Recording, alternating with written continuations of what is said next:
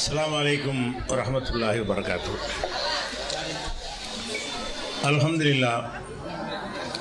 لله نحمده ونستعينه ونستغفره ونعوذ بالله من شرور أنفسنا ومن سيئات أعمالنا. من يهده الله فلا مضل له ومن يضلل فلا هادي له.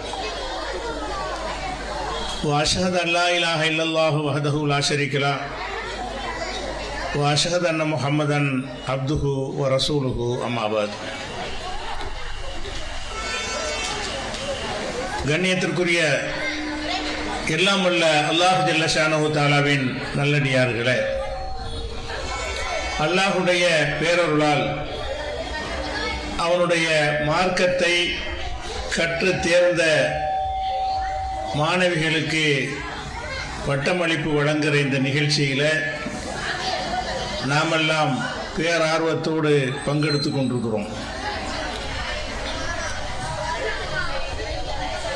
இந்த நிகழ்ச்சியில் மார்க்க கல்வியுடைய அவசியத்தை உணர்ந்தவர்களாகத்தான் நீங்கள் எல்லாம் பங்கெடுத்து கொண்டிருக்கிறீர்கள். நம்ம இஸ்லாம் மார்க்கம் இந்திய திருநாட்டிற்கு 1400 ஆண்டுகளுக்கு முன்பாகவே வந்துவிட்டது. நம்ம இந்தியாவில் இஸ்லாம் எப்போ வந்தது என்று சொன்னால், நபிகள் நாயகம் ஸல்லல்லாஹு அலைஹி வஸல்லம் வாழுகிற காலத்திலேயே இந்த இந்தியாவிற்குள்ள இஸ்லாம் வந்துவிட்டது. இன்றைக்கு கூட 1400 ஆண்டுகளுக்கு முன்னால் கட்டப்பட்ட பள்ளிவாசல், ஒரு பள்ளிவாசல் கேரளாவிலே இருப்பதை நீங்கள் எல்லாம் அறிவீர்கள். 1400 ஆண்டுகளாக இந்த நாட்டிலே முஸ்லிம்கள் இருந்தாலும் அவர்கள் இஸ்லாமிய அடிப்படைகளை அறிந்தவர்களாக இருந்தார்களா, அதற்கான ஏற்பாடுகள் இருந்ததா என்று கேட்டால் இல்லை என்றுதான் சொல்ல வேண்டும். ஏனென்று சொன்னால், இஸ்லாம் மார்க்கத்தை நம்ம அறிந்து கொள்வதாக இருந்தால் திருக்குர்ஆனில் இருந்து அறிந்து கொள்ள வேண்டும்.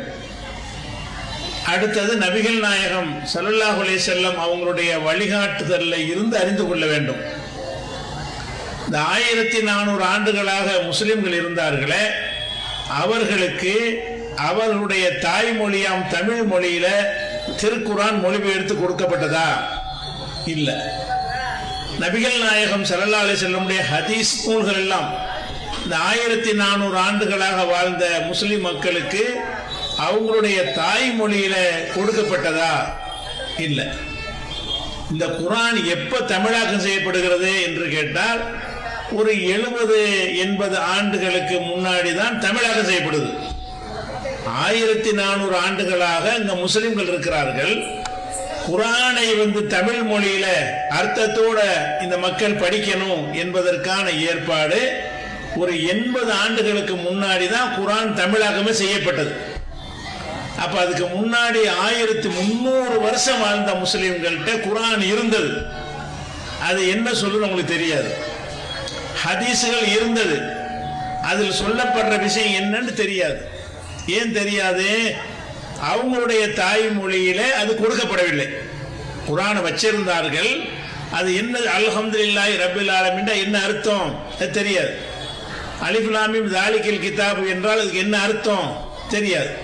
அப்ப குர்ஆன்ல உள்ள உள்ளடக்கம் என்ன, அது செய்தி என்ன என்று தெரியாமலேயே ஏதோ ஒரு மந்திர சொல்லாக குர்ஆனை வைத்திருந்தார்கள். 1300 ஆண்டுகளாக முஸ்லிம்கள் இருந்தார்கள். அவங்க இந்த குர்ஆனை ஒரு மந்திர சொல்லாக, அதாவது தொழுகையில சில சூறாக்களை ஓதுவதற்காக அல்லது இறந்து போனவர்களுக்கு பாத்தியா ஓதுவதற்காக இந்த மாதிரியான காரியங்களுக்கு இந்த குர்ஆனை பயன்படுத்தினார்களே தவிர, குர்ஆனை அல்லாஹ் எதுக்காக நம்ம தந்திருக்கிறானோ அதுக்கு பயன்படுத்தல. எதுக்கு தந்திருக்கிறான் என்று கேட்டால், இது வாழக்கூடிய மக்களுக்கு அறிவுரையாகத்தான் இந்த குர்ஆனை அல்லாஹ் இணைஞ்சிருக்கிறான், நமக்கு தந்திருக்கிறான். இதுல உள்ள ஒவ்வொரு விஷயத்தையும் படித்து வாசித்து விளங்கி வாழ்க்கையில கடைபிடிக்க வேண்டும் என்பதற்கு தான் அல்லாஹ் குர்ஆனை தந்தான். அந்த குர்ஆனை நம்ம தாய்மொழியில அன்றைய மக்களுக்கு கொடுக்கப்படவே இல்லை. அப்ப தாய்மொழியில கொடுக்கப்படாட்டி அப்ப எதிலிருந்து இஸ்லாத்தை அறிஞ்சிருப்பாங்க? முஸ்லீமா இருக்கிறாங்க, குரான் கையில் இருக்குது, அது தமிழ்ல இல்லை. இன்னும் சொல்ல போனா தமிழ் மொழியில மொழிபெயர்த்து கொடுக்கிறது ஹராம் என்று வேற சொல்லிவிட்டார்கள். மார்க் அறிஞர் இருந்தவங்க, கொஞ்சம் நஞ்சம் இருந்த மார்க் அறிஞர்கள் வந்து தமிழ் வந்து காஃபிர் பாஷை, அந்த பாஷையில் அல்லாஹ்வுடைய புனிதமான வேதத்தை மொழிபெயர்க்க கூடாது என்று குரானை மொழிபெயர்க்கிறது ஹராம் என்று வேற பத்துவா கொடுத்து குரானை எவனும் மொழிபெயர்த்திட கூடாது என்று தடை வேற போட்டாங்க. குரானை யாரும் தமிழாக்கம் பண்ணிவிடாதீங்க, தமிழ் மொழியிலாம் அல்லாஹ்வுடைய வேதத்தை மொழிபெயர்க்க கூடாது, அது அரபில மாத்திரம்தான் இருக்கணும் என்கிற அளவுக்கு இந்த குரானோட தொடர்பை மக்களுக்கு இல்லாமல் ஆக்கியிருந்தார்கள். அப்ப இந்த 1300 வருஷங்களாக 400 வருஷங்களாக வாழ்ந்த மக்கள் இஸ்லாம் என்று எதை விளங்கி இருப்பார்கள் என்று கேட்டா, மார்க்க அறிஞர்னு இருக்கக்கூடிய அந்த போலியான ஆட்கள் எதை மார்க்கம்னு சொன்னாங்களோ அதான் மார்க்கம். அவங்க மார்க்கத்தை குரான்ல தெரிஞ்சிருக்க மாட்டாங்க, ஏன்னா குரான் இல்லை தமிழ்ல. மார்க்கத்தை ஹதீஸ்ல தெரிஞ்சிருக்க மாட்டாங்க, ஏன்னா ஹதீஸ் தமிழ்ல அப்போதைக்கு இல்லை. இப்பதான் ஹதீஸ்கள் கூட ஒரு 20 ஆண்டுகளாகத்தான் ஹதீஸ் மொழிபெயர்க்கப்படுகிறது. குரானாவது ஒரு 80 ஆண்டுகளுக்கு முன்னாடியே பலரும் மொழிபெயர்க்க ஆரம்பித்து விட்டார்கள். ஹதீஸ்களை பொறுத்த வரைக்கும் ஒரு 20 ஆண்டுகளாகத்தான் ஹதீஸ் நூல்கள், புகாரி, முஸ்லிம் இதெல்லாம் நீங்க உங்களுக்கு கிடைக்குதுல்ல, இதெல்லாம் உங்களுடைய தாத்தா காலத்தில் கிடையாது. அரபில கிடைக்கும், புகாரி வேணுமென்றால் அரபில கிடைக்கும், அதனுடைய தமிழாக்கம் கிடைக்காது. அப்ப குர்ஆனில் இருந்தும் ஹதீஸில் இருந்தும் மக்களுடைய தொடர்பு இல்லாமல் ஆக்கிவிட்டு இஸ்லாம்ங்கிற பேர்ல என்னத்தை வழிகாட்டினாங்கன்னு சொன்னா, அவங்களுக்கு எது ஆதாயம் தருமோ, எந்த மாதிரி இந்த மக்களை வழி நடத்தினால் நமக்கு உலகத்தில் லாபம் கிடைக்குமோ அந்த மாதிரி விஷயத்தை தான் இஸ்லாம்ங்கிற பேர்ல மக்களுக்கு சொன்னார்கள். அப்படித்தான் இந்த இஸ்லாம்ங்கிற மார்க்கத்தை மக்கள் வந்து கடைபிடிக்க செஞ்சார்கள். அதனாலதான் கத்தம், பாத்தியா, தாயத்து, தட்டு இதெல்லாம் எதனால உண்டானுச்சு? இதுல எல்லாம் வருமானம். தாயத்து போடுறதா இருந்தா அதை போடுறவரு காசு கிடைக்கும்ல. அவர் என்ன நினைக்கிறாருன்னு கேட்டா, இவங்களுக்கு குரானும் தெரியல, இவங்களுக்கு ஹதீஸும் தெரியல, தெரியாத அளவுக்கு வாசல்ல அடைச்சுட்டோம். இப்ப நம்ம என்ன செய்யலாம், நினைச்சதை எல்லாம் மார்க்கம்னு சொல்லலாம், கேள்வியா கேட்க போறாங்க என்கிற அடிப்படையில் தலைவலியா தாயத்து போட்டுக்க, வைத்த வழியா அதுக்கு ஒரு தாயத்து இருக்குது, கணவன் மனைவிக்கு மத்தியில பஞ்சாயத்தா அதுக்கு ஒரு தாயத்து இருக்குது, ஒருத்தனை கெடுக்கணுமா அதுக்கு தாயத்து, ஒருத்தனை வாழ வைக்கணுமா அதுக்கு ஒரு தாயத்து. இந்த தாயத்து என்றும் தட்டு என்றும் தகடு என்றும் அந்த மாதிரியான வேலைகளை எல்லாம் செஞ்சு மக்களுக்கு மார்க்கம்னு சொன்னார்கள். மக்கள் நம்பினாங்க. ஏன்? அவங்களுக்கு ரசூலுல்லாஹ் சொன்ன ஹதீஸ் தெரியாது. மன் தல்லக தமீமத்தன் ஃபகத் அஷ்ரக, யார் ஒருத்தன் தாயத்தை போட்டுக்கிறானோ அவன் அல்லாஹ்வுக்கு இணை கற்பிச்சுட்டாங்கிறாங்க ரசூல் ஸல்லல்லாஹு அலைஹி வஸல்லம். இந்த ஹதீஸ் அந்த மக்களுக்கு தெரியாது. ஏன் தெரியாது? அவங்க பாஷையில் நம்ம மொழிபெயர்த்து கொடுக்கல, தமிழ் மொழியில கொடுக்காத காரணத்தினால இந்த தாயத்து போடுவதே மார்க்கத்தில் பயங்கரமான ஒரு குற்றம் என்று மார்க்கம் சொல்லி இருக்க, அதுதான் மார்க்கம் என்று உங்களுக்கு சொல்லப்பட்டது. மார்க்கம் வந்து எதுக்கு வந்து இந்த தாயத்தை ஒழிக்கிறதுக்கு இந்த மார்க்கம் வந்திருக்கிறது. நீங்க தாயத்து போட்டீங்கன்னா 2 அல்லாஹ் வாக்குறீங்க, அல்லாஹ் குணமாக்குவான்னு சொல்றீங்க, இந்த தாயத்தை குணமாக்கும்னு சொல்றீங்க. அப்ப அல்லாஹ்வுக்கு ஈக்குவலாக இந்த தாயத்தை கருதுகிற காரணத்தினால் நீங்க ஷிர்க் வைத்தவர்களாக, அல்லாஹ்வுக்கு இணை கற்பித்தவர்களாக ஆகுவீர்கள் ரசூலுல்லாஹ் எச்சரிக்கிறாங்க. அவ்வளவு பயங்கரமான ஒரு குற்றத்தை குற்றம் என்று உணராமல் புனிதம் என்று கருதி கொண்டு, மார்க்கம் என்று கருதி கொண்டு நம்ம எல்லாரும் தாயத்து போட்டோம், இடுப்புல நூல் கட்டிக்கிட்டோம், கழுத்து கையில நூலை கட்டிக்கிட்டோம், இப்படி பலவிதமான வேலைகளை செஞ்சு அதுதான் இஸ்லாம் என்று உங்களுக்கு சொன்னாங்க. காரணம் என்ன? அதுல அவங்களுக்கு ஆதாயம் இருக்குது. யாருக்கு? இதை யாரு செஞ்சு போடுகிறார்களோ அவர்களுக்கு என்ன இருக்கிறது? ஆதாயம் இருக்கிறது. அதே மாதிரி வந்து தாயத்துக்கெல்லாம் கடந்து தட்டுல எழுதி கரைச்சு குடிக்க சொல்லுவாங்க. சில பிரச்சனைகள் வரும் என்று சொன்னால் சில வசனங்களை என்ன செய்வாங்க, உங்களுக்கு புரியாத பாஷையில அரபில எழுதி இதை கரைச்சு கொடுங்க, மாவு ஓலையில எழுதி கரைச்சு கொடுங்க, பண ஓலையில எழுதி கரைச்சு குடிங்க, இந்த கரைச்சு குடிச்சா இருக்கிற முசீபத்தெல்லாம் போயிடும்னு சொல்லி அது ஒரு வியாபாரம் பண்ணுவாங்க. இந்த கத்துங்கிற பேர்ல அந்த இலையில என்ன செய்வாங்கன்னு எனக்கு எழுதி தருவாங்க, இதை கொண்டு நீங்க கரைச்சி நீங்க குடிங்க. அல்லது பீங்கான் தட்டில் என்ன செய்வாங்கன்னு கேட்டால் சில வசனங்களை மாதிரி எழுதி தந்து எந்த நோய்க்கு சொன்னாலும் சரி, எந்த பிரச்சனைக்கு சொன்னாலும் சரி, அதுக்கு இது பண்ணி நீங்கள் வீட்டில் 3 நாளைக்கு கரைச்சி குடிங்க, ஒரு தட்டு எழுதி தருவதற்கு 200 ரூபா கொடுங்க, இந்த மாதிரி வருமானம் ஈட்டுவதற்கு ஏற்ற வகையில் மார்க்கத்தை சொல்லும் போது ஏன் அந்த மக்கள் கேட்டாங்க? குர்ஆன் இல்லை அரபியில், தமிழ்ல குர்ஆன் இல்லை. ஏன் அந்த மக்கள் கேட்டாங்க? ஹதீஸ் தமிழ்ல இல்லை. அல்லாஹ் என்ன சொன்னான்னு உங்களுக்கு தெரியாது, அல்லாஹ்வுடைய ரசூல் என்ன சொன்னாங்கன்னு தெரியாது. அப்ப இந்த அஜர்த் இருக்கார்ல, இவரை வச்சு தான் நம்ம இஸ்லாத்தை அறிஞ்சிக்கிறோம். அவர் ஏதோ படிச்சவர் சொல்றாரு, நம்மளும் கேட்போம் அப்படின்ற ஒரு நிலைமை வந்ததை பார்க்கிறோம். அதே மாதிரி ஒவ்வொரு மதங்கள்லையும் இந்த புரோகிதர்களை வைத்து சடங்கு நடத்துவாங்க. கல்யாணத்துக்கு, கர்மாதிக்கு, நல்லது கெட்டது எல்லாத்துக்கும் என்ன செய்வாரு? அந்த மதத்தினுடைய மத குரு சில சடங்குகளை செஞ்சு வைப்பார். அதை பார்த்து என்ன செஞ்சாங்கன்னு கேட்டா, இந்த மாதிரி நம்மளும் பண்ணலாமே. இந்த மக்களே குர்ஆன் தெரிய முஸ்லிமா இருக்கிறாங்க, ஆனா குர்ஆன் தெரியாது. முஸ்லிமா இருக்கிறாங்க, ஹதீஸ் தெரியாது.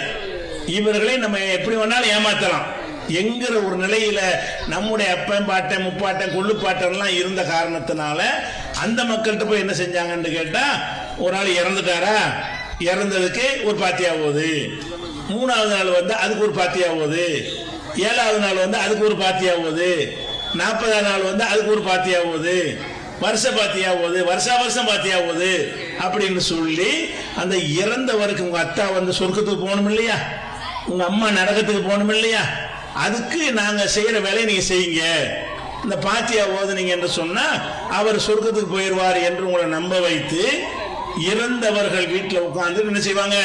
இந்த குர்ஆன் வசனம், குர்ஆனை தான் ஓதுவாங்க. ஆனா அல்லாஹ் குர்ஆன்ல என்ன செய்யறான்? யாசின் சூராவுல சொல்றான், லுயுந்திர மன்கான ஹையன். இந்த குர்ஆன் ஹயாத்தோட இருப்பவனுக்கு எச்சரிக்குவதற்கு தரப்பட்டிருக்குங்கிறான்ல. இந்த குர்ஆன் எதுக்கு வந்திருக்குது? உசுரோட வாழ்றான்ல, அவன் எப்படி வாழணும் என்பதற்கு அருளப்பட்டுச்சுன்னு அல்லாஹ் யாசின் சூராவில் சொல்றான். அந்த யாசினே அங்க போய் ஓதுறாங்க. எந்த யாசின்ல இது செத்து போன ஆட்களுக்காக பார்சல் பண்றதுக்கு தரப்படல, இந்த குர்ஆனை நீ படிச்சு இதன்படி வாழ்ந்து நீ மறுமையில வெற்றி பெறணும் என்பதற்காக தரப்பட்டிருக்கின்ற யாசின்கிற அத்தியாயம் சொல்கிறது. அந்த யாசினை தான் செத்தாள்களுக்கு ஓதுவாங்க. அது அவங்களுக்கு எதிராகவே இந்த வசனம் இருக்கும், அதை பத்தி கவலை இல்லை. அப்ப இறந்து போன வீட்டில் போய் என்ன செய்யறாங்கன்னா, இந்த இது எதுக்காக ஓதுறாங்க? இறந்தவர் மீது கொண்ட அன்பா? உங்க அத்தா சொர்க்கத்துக்கு போன அஜர்த்துக்கு என்னங்க, உங்க அம்மா நரகத்துக்கு போன அவருக்கு என்னென்ன? அவருக்கு ஒண்ணுங்க, அவருக்கு அந்த ஆதாயம் மட்டும்தான். அவருக்கு அதன் மூலம் ஒரு ஆதாயம் கிடைக்கிறது. அந்த ஆதாயத்துக்காக உங்களுக்கு குர்ஆன் ஹதீஸ் இருந்தா கேள்வி கேட்டிருப்பீங்க, இது எங்கெங்க இருக்கு, இப்படி நபிகள் நாயகம் சொன்னாங்களா, எங்கிருந்து எடுத்தீங்கன்னு கேட்டிருப்பீங்க. உங்கள்கிட்ட குர்ஆனை விட்டு உங்களை தூரமாக்கி விட்டார்கள், ஹதீஸை விட்டும் தூரமாக்கி விட்டார்கள். அவங்க சொல்லதை தான் நம்பணுங்கிற அளவில் ஆக்கிடும்போது என்ன ஆயிட்டாங்கன்னு கேட்டா, இந்த கத்தம் பாத்தியால உண்டாக்குனது அது காசுக்கு தான். அதனாலதான் ஏழைக்கு ஒரு மாதிரியா பாத்தியா ஓதுவாங்க. பணக்காரன் வீட்டுக்கு போனா யாசின் பெரிய யாசினா போகும், ஏழை வீட்டுக்கு போனா ரொம்ப ஷார்ட்டா என்ன செய்வாங்க ஓதுவாங்க. ஏன்? அவன் காசு கம்மியா தருவான். காசு ரொம்ப தரவனா இருந்தா 1.5 மணி நேரம் ஓதுவாங்க. காசு கம்மியா தந்தான்னு சொன்னா 10 நிமிஷத்துல ஓதிட்டு வந்துருவாங்க. அப்ப ஏழைக்கு ஒரு மாதிரி, பணக்காரனுக்கு ஒரு மாதிரி, வசதி உள்ளவனுக்கு ஒரு மாதிரி, அந்த மாதிரி பிரமுகருக்கு ஒரு மாதிரி, சாதாரண மக்களுக்கு ஒரு மாதிரி என்றெல்லாம் இந்த வகைப்படுத்தினது எதை காட்டுது என்று கேட்டால், இது வியாபாரத்துக்கு செஞ்சது. இது இஸ்லாத்தை வைத்து என்ன செய்யணும்? நம்ம பொழப்பு ஓடணும், அவ்வளவுதான். இவன் சொர்க்கத்துக்கு போனா என்ன, நரகத்துக்கு போனா நமக்கு என்ன? நமக்கு தேவை என்னது? நம்ம வாழ்க்கை ஓடணும் என்பதற்காக வேண்டிதான் மத குருமார்களாக இருந்தவர்கள் மார்க்கத்திலிருந்து அப்புறப்படுத்தி இதையெல்லாம் உண்டாக்க தொழிலாக்கினார்கள். மார்க்கம் என்பதை ஒரு வியாபாரமாக ஆக்கிவிட்டார்கள். அதே மாதிரி இந்த உங்க தஞ்சை மாவட்டம் போன்ற பகுதிகள்லாம் எடுத்துக்கிட்டீங்கன்னா இன்னைக்கு கூட சில பகுதிகளில் இருக்கு சலாத்து நாரியான்னு ஒன்று ஓதுவாங்க. சலாத்து நாரியாண்டா என்னன்னு கேட்டா, ஒரு பெரிய செலவாத், அல்லாஹும்ம ஸல்லி ஸலாத்தன் காமிலத்தன் வ ஸல்லிம் ஸலாமன் தாமன் அலா சய்யிதினா முஹம்மதின் அல்லதி தன்ஹல்லு பிஹில் உக்து வ தன்ஃபரிஜு பிஹில் குரபு வ துக்லா பிஹில் ஹவாயிஜு வ துனாலு பிஹில் ரகாயிபு வ ஹுஸ்னுல் ஹவாத்திமி வ யுஸ்தஸ்கல் கமாமி வஜ்ஹில் கரீம். ஒரு பெரிய இந்த செலவாத். இந்த நீ பணக்காரன் ஆகணுமா, உன் நோய் தீரணுமா, உன் கஷ்டம் விலகணுமா, நல்ல மாப்பிள்ளை கிடைக்கணுமா, நல்ல பொண்ணு கிடைக்கணுமா, வீடு கட்டணுமா, கட்டுற வீடு பூர்த்தி அடையணுமா, எல்லாத்துக்கும் என்ன செய்யணும்னு கேட்டா இந்த செலவாத்தை நீ ஓதணும். எத்தனை தடவை ஓதணும்? 4440 4444 4444 தடவை. நம்பர் மறக்க கூடாதுங்கிறக்காண்டி ஒரே நம்பரை போட்டாங்க. 4444 தடவை. 4444 ஒருத்தர் ஓத முடியுமா? நீங்க ஓத தெரிஞ்சாலா இருந்தாலும் 4444 தடவை ஓதுறா இருந்தால் என்னை தனியாக கூப்பிடணும். உங்களுக்கு ஓத முடியாது. அதனால என்ன செய்யணும், 10 அஜரத்தை கூட்டிகிட்டு வா, ஆளுக்கு 500 ஓது, ஆளுக்கு 200 ஓதி 4000 கவர் பண்ணு.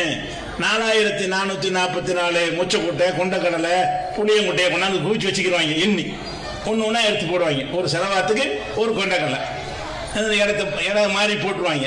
அப்போ ஓதி அச்சிமாங்க. நாங்கள்லாம் ஓதினாளுக்கு அந்த மாதிரி ஓதுமா என்ன செய்வோம்னு கேட்டால், அல்லாஹும்மாங்கும் போது 2 கொண்டக்கடலை எடுத்து போட்டுருவோம். உனக்கு அல்லாஹும் காசு வியாபாரம் தானே. அல்லாஹும்ம சல்லி சலாத்துன்னு காமி ஒரு செலவாத்து ஓதுவான், 9 கொண்டக்கடலை பாஸ் ஆயிடும். அந்த ஏமாத்துறதுல கூட நேர்மையாக இருக்க மாட்டான். அந்த செலவாத்து நம்ம சொல்கிறோமே அதுலயாச்சும் நம்ம நேர்மையாக இருப்போம். 4444 தடவை ஓதுவோம்னு ஓத மாட்டான்.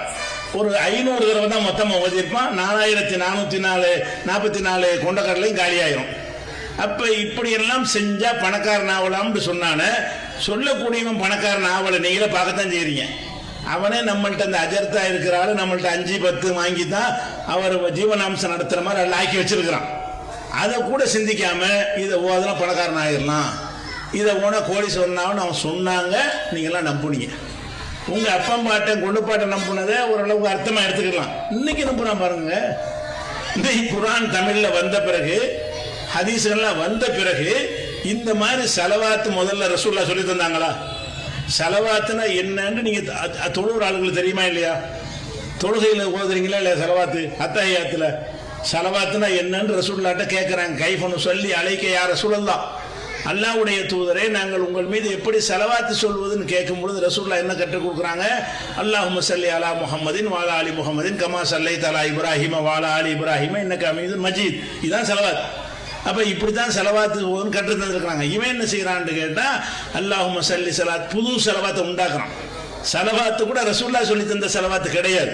அப்போ அல்லாஹும்ம ஸல்லி சலாத்தன் காமிலத்தன் சல்லிம் சலாமன் தாமன் சொல்லி அதில் என்னன்னு கேட்டால், ரசூலுல்லாஹ்வுக்கு செலவாத் சொல்கிறோங்கிற பேரில் ரசூலுல்லாஹ்வை அல்லாஹ் வாக்குற மாதிரி இந்த வாசகங்கள் அமைஞ்சிருக்குது. முகமதுக்கு அல்லாஹ் அருள் செய்வானாகன்னு சொல்லிட்டு, இவரால் தான் கஷ்டம் விலகுகிறது, இவரால் தான் துன்பம் நீங்குகிறது, தன்ஹல் பிகில் உகது முடிச்சுகள் இவரால் தான் அவிழ்கிறது, ஓ தன்ஃபரிஜ் பிகில் குரபு சிரமங்கள் இவர்களால் தான் விலகுகிறது, ஓ துக்குலா பிகில் ஹவாயிஜ் இந்த முகமது நபியால் தான் நம்முடைய தேவைகள் எல்லாம் நிறைவேற்ற. ரசூலுல்லாஹ் அல்லாஹ்வாக்கி ரசூல் ஸல்லல்லாஹு அலைஹி வஸல்லம் அவர்கள் அல்லாஹ்வுடைய இடத்துல வைக்கிற மாதிரி வாசகத்தை போட்டு இந்த செலாத்து நாரியா வராங்க. ஆனால் பேரை மட்டும் நார்னா நரகம்னு அர்த்தம். செலாத்து நாரியாண்ட நரக செலவாத்து பேர் வச்சுக்கிட்டாங்க. அவன் பேர்ல என்ன பண்ணி விட்டான், செலவா அவங்கள அறியாமல் அல்ல என்ன பேர் வைக்கிறான்னு கேட்டா செலாத்து நாரியான்னு பேர் வச்சுக்கிட்டாங்க. இது எதுக்கு நான் சொல்றேன்னு கேட்டா, மார்க்கம்ங்கிற அறிவு இல்லாம அளவுக்கு ஒரு சமுதாயம் இருந்தது. அறவே மார்க்கத்துடைய எந்த ஒரு புரிதலுமே இருக்காது. இந்த மாதிரியான காலகட்டத்தில் தான் மார்க்கம் இதெல்லாம் சொன்னாங்க. நாங்கள் எல்லாம் சிறுவர்களாக இருக்கும் பொழுது மார்க்கம் இப்போ என்ன சின்ன பிள்ளைக்கு என்ன சொல்லி கொடுக்குறீங்க? குர்ஆன் ஓதுங்க, ஹதீஸை படிக்க நீங்கள் பிள்ளைகளுக்கு சொல்லி கொடுக்குறீங்க. நாங்கள் எல்லாம் சிறுவர்களாக இருக்கும் பொழுது எங்களுக்கு சொல்லித்தந்த மார்க்கம் என்ன தெரியுமா? இந்த சாகுல்ல மீது அண்டு சென்ஸ் ஒரு கம்பெனி இருக்குது திருவல்லிக்கேணியில் சென்னையில். அவங்க சில புத்தகங்களை வெளியிடுவாங்க. கப்சாக்களை கட்டுக்கதைகளை பார்சி மொழியில் ஷியாக்கள் எழுதி வச்ச அந்த புத்தகங்களை தமிழாக்கம் பண்ணி என்ன செய்வாங்கன்னு கேட்டால் அதை புத்தகமாக வெளியிடுவாங்க. இஸ்லாம் மார்க்க புத்தகம்னு சொல்லி அதை படிச்சுக்கிட்டு அதைத்தான் இபாதத்து வணக்கம் என்று நம்புவார்கள். நாங்கள்லாம் இருக்கையில் என்ன செய்வோம்னு கேட்டால், திருமுடி இறக்கண ஹதீதுன்னு ஒரு புத்தகம் போட்டிருந்தாங்க. அந்த புத்தகத்தில் எழுதியிருப்பாங்க, யாராகிலும் ஒருவன் ஒவ்வொரு திங்கட்கிழமையில் இதை ஓதி வருவானையானால் அவனுக்கு அது கிடைக்கும் இது கிடைக்கும் என்று எழுதி வச்சிருப்பாங்க. அது என்னடா திருமுடி இறக்கண ஹதீதுன்னு சொன்னால், ரசூலுல்லாஹ் பிறந்தாங்கல்ல, பிறந்த உடனே அல்லாஹ் என்ன செஞ்சானா, ஜிப்ரீல் கையில் ஒரு கத்தியை கொடுத்து விட்டு நீ போய் முடி இறக்கிட்டு வா. யாருக்கு? ஜிப்ரீல் வானவர். அல்லாஹ் எப்படிப்பட்ட வேலைக்கு மலக்க நியமிச்சிருக்கிறான். அந்த ஒரு புரிதல் கூட இல்லாம ஜிப்ரீல் வந்து என்ன செஞ்சாராம், இங்க இறங்கி வந்தாராம். ரசூலுல்லாஹ் பிறந்த உடனே நெஞ்ச தலை முடி என்ன செஞ்சாராம், மலிச்சாராம், முட்டை அடிச்ச உடனே அந்த முடி வந்து எனக்கு உனக்கு என்று லட்சம் மாணவர்கள் போட்டி போட்டு ஆளுக்கு ஒரு முடி கிடைக்காதா என்று நினைஞ்சாங்களாம். அப்படி அந்த கதை, அந்த திருமுடி இறக்கண ஹதீதுங்கிறது இந்த கதை. இதை உட்கார்ந்து தமிழில் தான் எழுதிப்பாங்க. திருமுடி இறக்க ஹதீதுங்கிற புஸ்தகம் தமிழ் புஸ்தகம் தான். இதை நாங்கள் படிக்கணும்னு எங்கள் அம்மா எங்களுக்கு சொல்லி தந்தாங்க. நாங்கள் திங்கட்கிழமை உட்காந்து என்ன செய்வோம், இந்த கட்டுக்கதையை உண்மையை நினைச்சு படிப்போம். இது எவனோ எழுதுன இந்த பொய்யான ரசூலுல்லாஹ் பிறக்கும் போது முடியறதுக்கு இங்கே ஆள் கிடைக்காம அங்கே ஆள் வரணுமா? முடியறதுக்காக ஜிப்ரீல் வந்தார்னு எங்கேருந்து எடுத்த நீ? எந்த ஹதீஸில் இது இருக்குது? எதுலையுமே இல்லை. பொய்யான ஒரு விஷயத்தை சொல்லி இதை படிங்கன்னு சொன்னாங்க, படிச்சாங்க எல்லாரும். அதே மாதிரி தலபாத்தியான்னு சொல்லி பாத்திமா நாயகி பேரில் உள்ளதை அவங்கள புகழ்ந்து ஏதோ சில பாடல் மாதிரி எழுதியிருப்பாங்க. அந்த பாட்டை உட்காந்து படிப்போம். வெள்ளி திங்கள் இரவுகளில் என்ன செய்வோம், படிப்போம். இபாதத்துன்னு அதான். குரான்லாம் படிக்கிறது, ஹதீஸ்லாம் கிடையாது. இதுதான் இபாதத். வணக்கம்னு சொன்னாலே. அப்போ இந்த மார்க்கத்தை விட்டு ரொம்ப தொலைவில் இருந்தாங்க. மார்க்கம் எப்படி கிடைச்சி போச்சு. இந்த நாட்டுக்கு வியாபாரிகளாக சகாபாக்கள் வந்தாங்க. அவங்களுடைய நேர்மை நாணயத்தை எல்லாம் பார்த்துட்டு நம்ம அப்பம்பாட்டன்மார்கள் இஸ்லாத்தை ஏற்றுக்கிட்டாங்க. ஏற்றுக்கிட்டவர்களை சரியா வழிகாட்டினாங்களான்னு கேட்டால், இருக்கக்கூடிய பிற மதத்திலிருந்து உள்ள இதெல்லாம் காப்பி அடித்து இந்த மதத்துக்குள்ளே நுழைச்சி விட்டான். இஸ்லாம்ங்கிற பேரில் உங்கள் பேர் அப்துல் காதர் அப்துல் ரஹ்மானா மாற்றிட்டாங்களே தவிர சரக்குலாம் என்னன்னு பார்த்தீங்கன்னு சொன்னால் அங்கே உள்ளதையெல்லாம் இங்கே கொண்டாந்து ஆக்கிட்டாங்க. பிற மதங்களில் ஒரு கடவுளுக்காக என்ன செய்வாங்கன்னா சந்தன கூட எடுப்பாங்க. சந்தன கூட தேர், சாமியை வச்சு தேர் இழுப்பாங்க. அவங்க என்ன செஞ்சாங்க, இஸ்லாத்தில் வந்தார்கள் நம்ம அப்பம்பாட்டன்மார்கள். அவங்களுக்கு நம்ம மத குருமார்கள் என்ன வழிகாட்டினாங்கன்னு கேட்டால், அவங்க தேர் இழுக்கிறாங்க, அங்கே போயிடாதப்பா, நம்ம இங்கே தேர் இழுப்போம். எவனா சாவட்டு அவனை புதைச்சி அவனுக்கு கண்டுரிங்கிற பேரில் வச்சு அது பேரை மட்டும் மாற்றிக்கிறோம், சந்தன கூடுன்னு மாற்றிக்கிறோம். அவன் தேருன்னா நம்ம சந்தன கூடு ரோட்டில் வச்சு அலங்காரம் பண்ணி இழுத்துட்டு போகிறாங்கல்ல. இது எங்கேருந்து வந்துச்சு? அவங்கள காப்பி அடித்து வந்துச்சு. ஏன் வந்துச்சு? உங்களுக்கு குரான் தெரியாது. ரசூலுல்லாஹ் என்ன செஞ்சாங்க, என்னுடைய கபரில் விழா கொண்டாடுவீர்கள்னு சொன்னாங்க. அது எனக்கு தெரியல. என்னை லா தஜாலு கபரி ஈதா, அல்லாஹும்ம லா தஜால் கபரி வசன யோபத், இறைவா எனது கபரை வழிபடுற ஒரு இடமா ஆக்கிவிடாது, என்னுடைய அடக்க ஸ்தலத்தில் விழாவை ஆக்கிறாதுன்னு ரசூலுல்லாஹ் சொன்னாங்க. அதனால் ரசூலுல்லாஹ் அடக்கம் செய்யப்பட்ட அந்த மதீனாவில் அது எந்த விழாவும் நடக்கிறது இல்லை. அவங்க எதுக்கு பயந்தாங்களோ அதை என்ன செஞ்சாங்கன்னு கேட்டால், சாவுல மீது வைத்தியநாண்டவர் யார் யாரும் செத்து போன ஆட்களுக்கு பில்டப் கொடுத்து அவங்களுடைய அருள் கிடைக்கும், ஆசை கிடைக்கும், அவங்கள ஒரு கடவுளாக்கி, பிற மத மக்களுக்கு நிறைய கடவுள் இருப்பாங்களோ அது மாதிரி ஒரு நாகூர் ஆண்டவர், பழனி ஆண்டவர், அவரை அஜ்மீர் ஆண்டவர், ஏர்வாடி ஆண்டவர்னு சொல்லி செத்து போன ஆளுக்கு செத்து பணமாக போயிட்டாங்க. அதுவே காட்டுது ஒரு சக்தி இல்லைன்னு. சாவாமல் இருந்திருக்கலாம்ல. அவரே செத்து போயிட்டார்னு கண்ணு முன்னாடி தெரியும் பொழுது அவருக்கு ஏதோ எக்ஸ்ட்ரா பவர் இருப்பதாக சொல்லி அந்த கோயில்களில் செய்கிற அம்புட்டு வேலையும் இங்கே செஞ்சார்கள். எந்த மாதிரி காரியங்கள்ல இருந்து வேணாண்டு விடுபட்டு இஸ்லாத்துக்கு வந்தார்களோ அந்த காரியத்தை எல்லாம் அதே உண்டியல், அதே கொடிமரம், அதே சந்தனம், அதே கூடு எல்லாமே காப்பி அடித்து என்ன செஞ்சாங்க, இஸ்லாம்ட்டாங்க. அதை நம்ம முப்பாட்டன்மாரும் ஏற்றுக்கிட்டாங்க. ஏன் ஏற்றுக்கிட்டாங்க? அது தப்புன்னு சொல்வதற்கு குரான் தெரிஞ்சா தானே தப்புன்னு சொல்லியிருப்பான். குரான் தெரியாது, ஹதீஸ் தெரியாது, ஏன்னா தமிழில் கொடுக்கல. இப்போ தமிழ் மொழியில் குரான் ஹதீஸ் இல்லாத காரணத்தினால பிற மதத்தில் உள்ள எல்லா காரியங்களையும் இஸ்லாத்துக்குள்ளே நுழைத்தார்கள். அரபில பேர் வச்சுக்கிட்டார்கள். நல்ல நாள் கெட்ட நாள்ங்கிறது இஸ்லாத்தில் இருக்குதா? இல்லை. அதை ஒழிக்கிறதுக்கு தான் இஸ்லாம் வந்திருக்கிறது. ஆனால் என்ன செஞ்சாங்க, அந்த அஜர்த்துமார்கள்லாம் கல்யாணம்னு போனீங்கன்னா நாள் குறித்து தருவார். இந்த மாதம் வைங்க, இந்த நாளில் வைங்க, இந்த பிறையில் வைங்க, இது சபர் மாதம், பீட மாதம், இது மூணுத்து மாதம் நல்லா இருக்கும், இப்படின்னு ஒரு மாதங்களுக்கு புனிதத்தை உண்டாக்கி நீங்கள் தேதி அவர் தான் குறித்து தருவார். நல்ல நாள் கெட்ட நாள்னு சொல்லி. இதை நம்பினாலும் ஒருத்தர் முஸ்லீமாக இருக்க முடியுமா? நல்ல நாள் கெட்ட நாள் இருக்குன்னு ஒருத்தர் நம்பினானே ஆனால் ஒரு முஸ்லீமாக இருப்பானாண்டா. நாளை அங்கே தீர்மானிக்குது. ஒவ்வொரு மனுஷனுக்கும் நல்லா என்ன கொடுக்கணும்னு எழுதுனானோ அதன்படி நடக்கும். எனக்கு செல்வந்தனாவுன்னு எல்லாம் எழுதி வச்சாண்டா நாங்கள் நடந்துடும். ஒருத்தன் வறுமையில் இருப்பான்னு எழுதுனா வறுமை ஆயிடுவான். இது கிழமை வந்தது மாற்றிடுமா? மாற்றாது. அப்போ நல்ல நாள் கெட்ட நாளுங்கிறதுக்கு நிகரான ஒரு மூட நம்பிக்கை எதுவுமே கிடையாது. நீங்கள் எந்த ஒரு செகண்ட் எடுத்துக்கொண்டாலும் சரி, அதில் நல்லது நடக்கும், கெட்டது நடக்குதா இல்லையா? இப்போ ஒரு செகண்ட், இந்த செகண்டில் 10 பேர் செத்துருப்பான்ல. இப்போ நான் பேசிக்கிட்டு இருக்கிற இந்த செகண்டில் உலகத்தில் ஒரு 10 பேர் செத்துருப்பான்ல, 10 பேர் பிள்ளை பிறந்திருக்கும்ல. அப்போ அவனுக்கு கெட்டது நல்லது நடக்குதா? ஒரு செகண்டில் தான் சாவும் நடக்குது, பிறப்பும் நடக்குது. இந்த ஒரு செகண்ட்லேயே 10 பேர் நோயாளியாக போயிருப்பான். இதே 10 செகண்டில் நோயிலிருந்து குணமடைஞ்சிருப்பான் 10 பேர். அப்போ எப்படி நல்லது நாளும்ப அந்த நேரத்தில் நல்லது நடக்குது, அந்த நேரத்தில் கெட்டது நடக்குது. ஆளை பொறுத்து தான் முடிவுகள் மாறுமே தவிர நாளை பொறுத்து மாறாது. ஆனால் நம்மளை எப்படி ஆக்கிவிட்டாங்க, பிற மத மக்கள் எப்படி நாள் குறித்து ஐயற்ற போய் கேட்டு செய்கிறார்களோ அந்த மாதிரி நம்மளும் செய்யணும், எங்களை ஏமாற்றணும் என்பதற்காக வேண்டி இந்த நல்ல நாள் பால் கித்தாபு எல்லாத்தையும் உண்டாக்கி தந்தவர்கள் யாரு? மார்க்கறிஞர்கள். எதனால் உண்டாக்கி தந்தார்கள்? உங்கள்கிட்ட குர்ஆன் இல்லாதனால் தந்தார்கள், உங்கள்ட்ட ஹதீஸ் இல்லாதனால் தந்தார்கள். குர்ஆன் ஹதீஸுங்கிற மார்க்கறிவு இல்லாமல் சூனியங்களாக 1300 வருஷமாக வாழ்ந்த முஸ்லிம்கள் பேரு மட்டும் இப்ராஹிம் இருக்கும், தர்காவிலே கிடப்பான். பேரு மட்டும் அப்துல்லான் இருக்கும், சந்தனக்கூட இழுப்பான். பேரு மட்டும் மூசான் இருக்கும், 72 தாயத்தை கட்டிக்கிறோம். இது எல்லாமே அவனை இஸ்லாத்துக்கு வெளியேற்றணும். இந்த காரியங்கள் அவன் எதை செஞ்சாலும் அவன் அல்லாஹ்விடத்தில் முஸ்லீமா இருக்கவே மாட்டான். ஆனால் முஸ்லீமாக இருக்க மாட்டான்னு சொல்லக்கூடிய காரியங்களை இஸ்லாமியர்கள்ட்ட இஸ்லாத்தின் பெயரால் நம்முடைய முன்னோர்களான வழிகாட்டிகளாக மார்க்க அறிஞர்கள் சொல்லி கொடுத்தார்களா இல்லையா? அதனாலதான் இன்னைக்கு இவ்வளவு நடந்து கொண்டிருக்கிறது.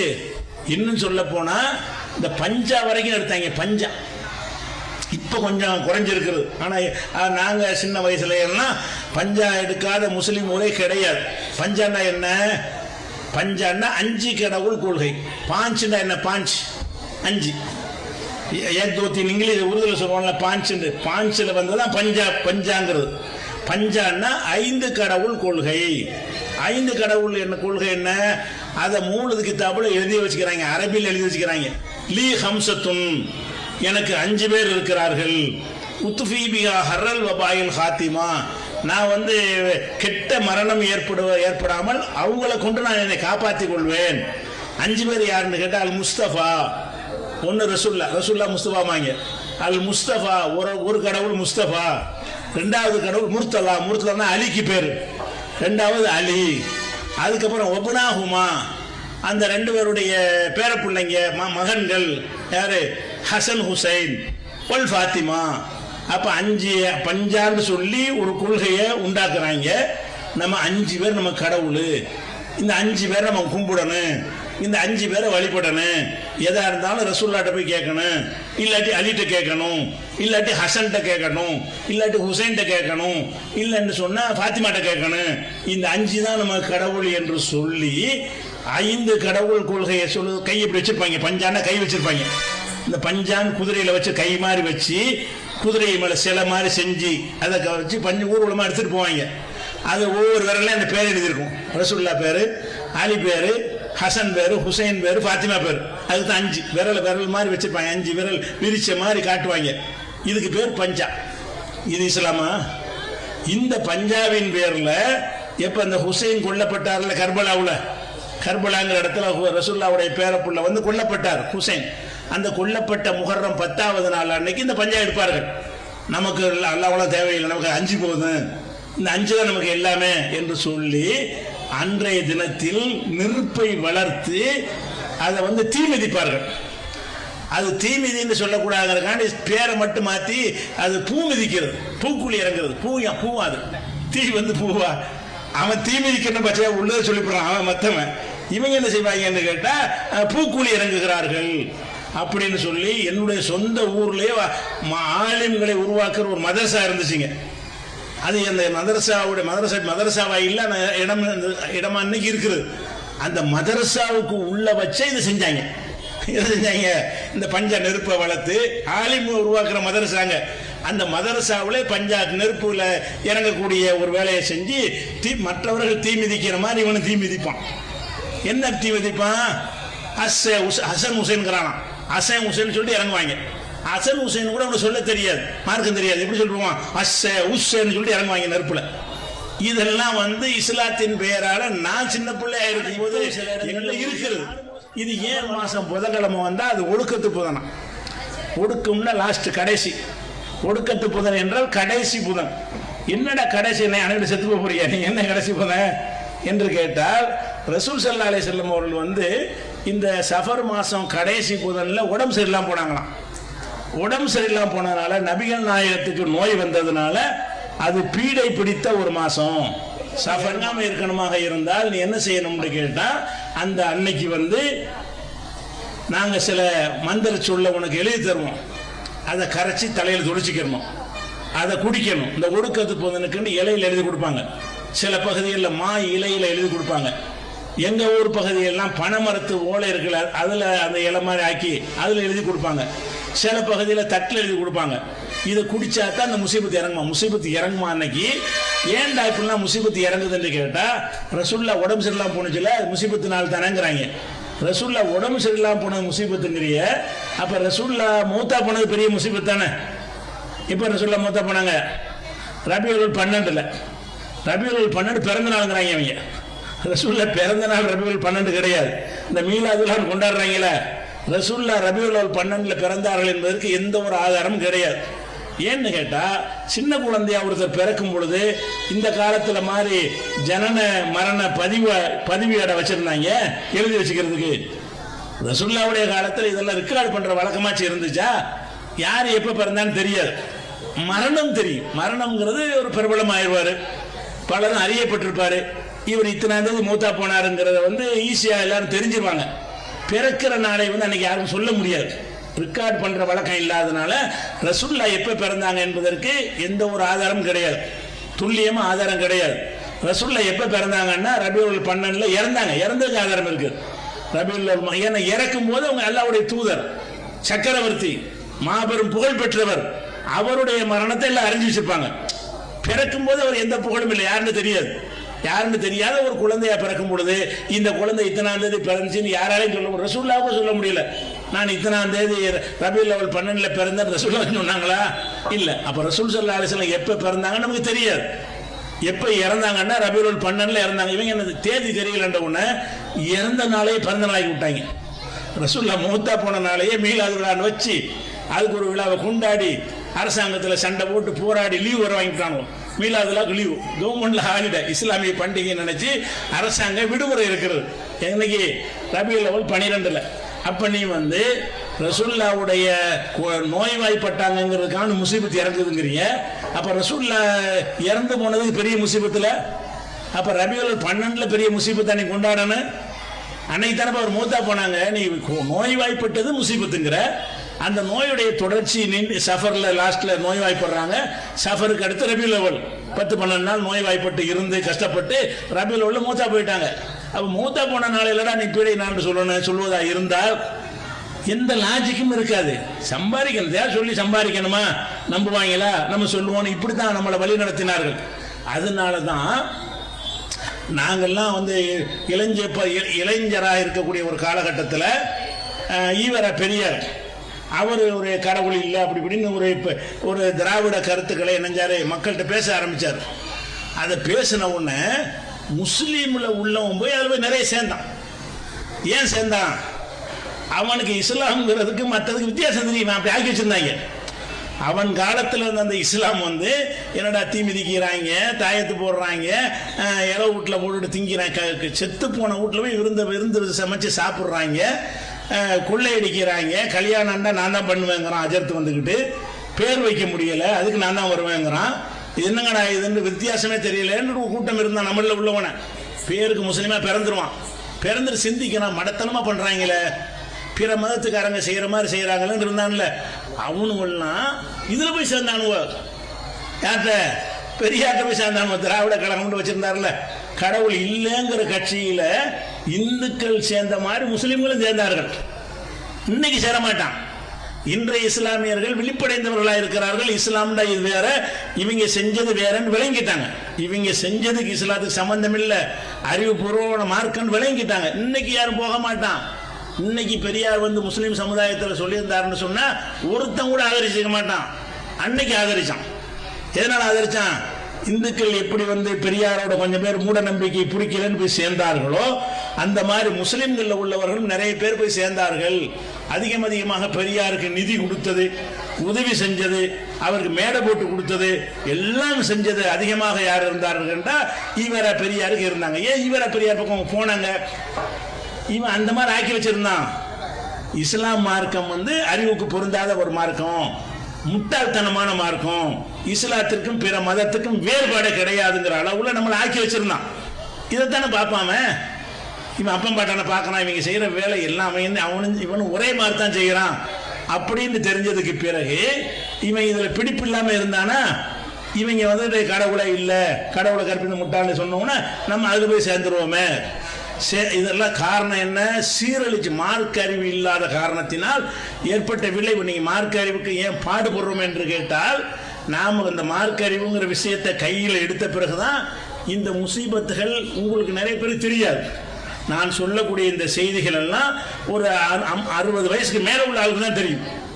60 வயசு கீழே உள்ள ஆளுக்கு நீங்க கேள்விப்பட்டிருக்கோமா? ஒளிஞ்சிருச்சு. அதெல்லாம் 60 வயசுக்கு மேல உள்ள ஆளுக்கு கேட்டீங்கன்னா இந்த எல்லாத்தையும் பார்த்துருப்பாங்க. இந்த கூத்துக்களை எல்லாம் அவங்க வாழ்க்கையில் அனுபவிச்சிருப்பாங்க. இஸ்லாம்னு நம்ம இப்படித்தானே பண்ணாங்க, இஸ்லாம்னு இப்படித்தான். அதே மாதிரி என்ன செய்வாங்கன்னு கேட்டா, மார்க்க பயான் இப்ப நடத்துறோம். இந்த மாதிரி இந்த பயான் நாங்கள் என்ன செய்யறோம்? விஷயத்தை சொல்றோம், புரிகிற பாஷையில சொல்றோம், குரான் எடுத்து காட்டுறோம், அதிச காட்டுறோம், வரலாறு சொல்றோம். இப்படித்தானே பயான்களை கேட்குறீங்க. அந்த காலத்தில் பயான்டா என்னன்னு கேட்டா, 100 மசாலான்னு ஒன்று வச்சுருப்பாங்க. 100 மசாலா, 100 வெளிச்சம் இல்லை, 100 மசாலா அப்படின்னு ஒரு புக் வச்சிருப்பாங்க. அது என்ன புக்குன்னு சொன்னா 100 விடுகதை அதில் இருக்கும். அந்த விடுகதை என்ன செய்வார்னு கேட்டால், மேடையில் உட்காந்துக்குருவாங்க 4 பேர். ஒருத்தன் விடுகதையை சொல்லுவான், இவர் விடையை சொல்லணும். விடுகதையை சொல்லி சஸ்பென்ஸ் வைப்பா. 1 இருக்கும் 2 இல்லை, அது என்ன? 2 இருக்கும் 3 இல்லை, அது என்னன்னு இப்படி கேட்பாங்க. இவன் திருத்தன் முடிப்பானுவோம். அப்புறம் செய்வார், விளக்கம் சொல்லுவார். இப்படிங்கிற பேர்ல உதாரணமா ஈமானுக்கு எத்தனை காலமா, ஈமானுக்கு எத்தனை காலம் ஒருத்தன் கேட்பான், ஒருத்தன் திருத்தன் முடிப்பான். அப்புறம் விளக்கம் சொல்லுவார். ஈக்கு 6 காலு, மானுக்கு 4 காலு, ஈமானுக்கு 10 காலமாங்க. ஈமானுக்கு வழக்கம் எப்படி வரும்? 100 மசாலாவில் ஈமானுக்கு எத்தனை கால்னு ஒருத்தன் கேட்பான். ஈமான்ங்கிறது நம்பிக்கையை சார்ந்த ஒரு விஷயம். அதை கேலி கூத்தாக்கி என்ன செய்வாங்கன்னா, ஈமானுக்கு எத்தனை கால்னு கேள்வியை கேட்பாங்க. ஒருத்தன் கேட்பான், இன்னொருத்தன் பக்கத்தில் என்ன செய்வான், ஈமானுக்கு 10 கால் அப்படிமா. என்னடா ஈமானுக்கு 10 கால்னா, ஈமான்ல 2 சொல் இருக்கு. ஈன்னு ஒன்று இருக்குது, மான்னு ஒன்று இருக்குது. ஈக்கு எத்தனை காலு? நம்ம அந்த காலத்தில் ஆனாவனை படிக்கும்போது, நாங்கள் பள்ளிக்கூடம் படிக்கும்போதுனா 6 ஈயின் காலு 6ன்னு சொல்லி தருவாங்க. 1 யாவருக்கும் தலை 1ன்னு சொல்லி 1 2 சொல்லி தரும்போது இந்த மாதிரி பாடம் வரும். அப்ப சின்ன பிள்ளைகள நாங்கள் படித்த பாடம் என்னது? ஈக்கு 6 காலு, மானுக்கு எத்தனை காலு? 4 காலு, ஈமானுக்கு 10 கால்னு ரசிச்சு கேட்பானுலாம். செருப்பை கழட்டி அடிக்கணுமா? அங்கே இருந்துட்டு என்னடா சொல்றீங்க, மார்க்கு கூட்டமா இது, இஸ்லாத்தியாரா சொல்றீங்கன்னு கேட்டுக்கணுமா இல்லையா? உட்காந்து ரசிப்பானுவோம். இன்னும் பைத்தியம் விளையாடுறான் எல்லாரும் சேர்ந்துக்கிட்டு. இந்த பைத்தியக்கார கூத்த வந்துக்கிட்டு தீனி என்று அவன் சொல்றான். இதுக்கு ராத்திரி பகலா பாய் தரவன்னா எடுத்துட்டு போய் திறந்த வழியில, இந்த வெயில் காலத்தில் ஃபேனுங்கெல்லாம் கிடையாதுல்ல, கோடை காலத்தில் டைம் பாஸ் ஆகுறதா இருந்தா ஓப்பன் பிளேஸ்ல அப்படி காத்தோடமா உட்காந்து நல்லா இருக்கு, அதுக்காண்டு உட்காந்துருவானுவோ. போய் உட்காந்துட்டு கொண்டக்கல்ல வச்சுக்கிட்டு மற்ற சாப்பாடு நுறுக்கு தின்னெலாம் எடுத்துக்கிட்டு போய் அங்கே உட்காந்து விடிய அந்த 100 மசாலா நடக்கும். 100 மசாலா, வெள்ளாட்டி மசாலா, 1000 மசாலான்னு சொல்லி இந்த மாதிரி சில விஷயங்களைத்தான் பயான்கிற பேர்ல செய்வாங்க. பயான்கிற பேர்ல இந்த கதைகள், இந்த மாதிரி விடுகதைகள் போடுவது, பொய்களை சொல்வது இஸ்லாத்தின் பெயரால செஞ்சுட்டு இருந்தாங்க. அப்ப இது எதுக்கு நான் சொல்றேன்னு கேட்டா, இந்த மாதிரியான ஒரு நிலைமையில இருந்து இன்னைக்கு நம்ம நல்லா காப்பாத்திருக்கோம். இந்த மூடத்தனங்கள் பெருமளவு குறைஞ்சு. எதனால் குறைஞ்சிச்சு? நாம இந்த தௌஹீத் பிரச்சாரத்தை எடுத்து, குர்ஆன் ஹதீஸை எடுத்து சொல்லி, இன்னும் சொல்ல போனா இப்ப இந்த ஒடுக்கத்து புதன்கிறான்ல, ஒடுக்கத்து புதனுக்கு என்ன செய்யறாங்கன்னு கேட்டா, குர்ஆன்ல இருக்குன்னு சொல்லியிருக்கிறாங்க, மக்களை ஏமாத்திருக்கிறாங்க. இந்த ஒடுக்கத்து புதன் சொல்லி சஃபர் மாசத்தினுடைய கடைசி புதன்ல சில சடங்கெல்லாம் செய்யறாங்க இல்ல, இந்த கரைச்சி குடிக்கிறது. தஞ்சாவூர் போன்ற பகுதிகள் எல்லாம் என்ன செய்ய, உங்க பகுதியெல்லாம் இருக்குது, புல்லு மிதிப்பாங்க. அந்த ஒடுக்கத்து புதன் அன்னைக்கு என்ன செய்யணும், ஏதாவது ஈரமான புல்ல போய் மிதிக்கணும், அப்பதான் அந்த முசீபத்து இறங்காதான். அப்படியெல்லாம் சொல்லி வச்சிருந்தாங்க. என்னடா ஆதாரம்னு கேட்டா, அல்லாஹ் குர்ஆன்ல சொல்லிவிட்டான் அப்படின்னு சொல்லி இந்த மௌலிது கிதாபுன்னு போட அதில் எழுதி வச்சுக்கிறாங்க. எப்படி? ஒடுக்கத்து நிகழ்த்தும் ஒடுக்கத்தின் புதன் வாரத்தை நெடியும் நகு சென்றான் குர்ஆனில. இது அரபு தமிழ்ல எழுதிப்பாங்க. அதாவது தமிழையே அரபி எழுத்து எழுதுறது, அதுக்கு பேர் அரபு தமிழ்.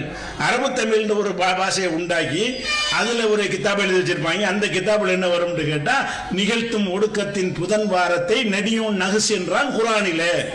இந்த ஒடுக்கத்து புதனை நெடி கொண்டு அல்லாஹ் குர்ஆன்ல நகு பீடைன்னு சொல்லிட்டான். அப்ப அல்லாஹ் மேலே ஒரு துணிஞ்சு போய் சொல்றாங்க. குர்ஆனை பத்தி அறிவு இருந்த மக்களா இருந்தா கேள்வி கேட்டிருப்பாங்களா இல்ல, எங்கடா இருக்கு, எந்த வசனத்துல இருக்குது? ஒடுக்கத்து புதன்கிற வார்த்தையாவது குர்ஆன்ல இருக்குதா? ஒவ்வொரு கிழமைக்கும் ஒரு வார்த்தை இருக்கு இல்லையா? அரபியாண்டா புதன்கிழமை, அரபியாங்கிற சொல்லி குர்ஆன்ல எடுத்து காட்டி பார்ப்போம். குர்ஆன்ல புதன்கிற வார்த்தையே கிடையாது. அப்ப ஒடுக்கத்து புதன் அறவே கிடையாது. துணிஞ்சு அட்டிக்கிறான். ஒடுக்கத்து புதனை அல்லாஹ் குர்ஆன்ல பீடைன்னு சொல்லிவிட்டான் அப்படிங்கிறது நம்ப வச்சு உங்களை எல்லாம் பொய்களை சொல்லி ஏமாத்தி கொண்டிருந்தார்கள். அல்லாஹ்வுடைய அருளால இன்றைக்கு அந்த அதை மீட்க இந்த மார்க்க கல்வின்னு சில அஜெண்டா கையில் எடுத்தோம்ல, உங்களுக்கெல்லாம் இதை சொல்லி தர்றோம்ல. இதுக்கெல்லாம் என்ன காரணம் என்று கேட்டால், இது வந்து பேசிக்கிலேருந்து நம்ம கொண்டு வரணும். இந்த மக்களுக்கு மார்க்கத்தை குர்ஆன்ல இருந்தும் ஹதீஸ்ல இருந்தும் சொல்ல ஆரம்பித்து விட்டால் அது தன்னால் ஓடி போயிடும். பொய்களை சொல்லும்போது நம்ப மாட்டாங்க, எதிர்த்து கேள்வி கேட்பாங்க. கேள்வி கேட்டோம்னா அந்த புழுகு மூட்டைகள்லாம் என்ன செஞ்சுவாங்க, திசை தெரியாமல் ஓட்டா முடிச்சிருவாங்க. அப்படிங்கிறதுக்காகத்தான் இந்த மார்க்க கல்வியை நீங்கள் கற்கணுங்கிற ஒரு அஜெண்டாவை எடுத்து ஒவ்வொரு பகுதியிலையும் இந்த விஷயத்தை செஞ்சுருக்கிறோம். ஆனால் இந்த குர்ஆன் ஹதீஸுடைய விஷயங்கள் வந்த பிறகும் நம்மிடத்தில் சில மடமைகள் இருக்குது. மார்க்க கல்விங்கிற பேர்லையே இப்போ கொஞ்சம் அந்த அளவுக்கு இல்லாட்டாலும் கொஞ்சம் மடமையையும் சேர்த்து நம்ம போதித்துக் கொண்டிருக்கிறோம். அதை சில விஷயங்களை சுட்டி காட்டுறதுக்காக நான் சொல்றேன். உதாரணமாக, நம்ம இஸ்லாம் மதத்தில் வந்து 2 விதமான கடமை நமக்கு இருக்குது. ஒன்று வந்து செயல்கள் மூலமாக அல்லாஹ்வுக்கு செய்ய வேண்டிய கடமை.